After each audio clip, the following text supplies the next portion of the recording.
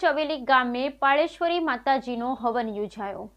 ચાણસ્માના ચવેલી ગામે પાળેશ્વરી માતાજીનો હવન યોજાયો। ચાણસ્મા તાલુકાના ચવેલી ગામે પાળ પર વિરાજમાન રાજરાજેશ્વરી શ્રી પાળેશ્વરી માતાજીનો હવન રણાસણના જોશી પરિવારના લખન જોશીના સુપુત્ર વેદાંત જોશીના ચૌલ ક્રિયા નિમિત્તે યોજાયો હતો, જેમાં મોટી સંખ્યામાં પરિવારના સભ્યો સહિત સગા સંબંધી હાજર રહી દર્શનનો લાહવો લીધો હતો।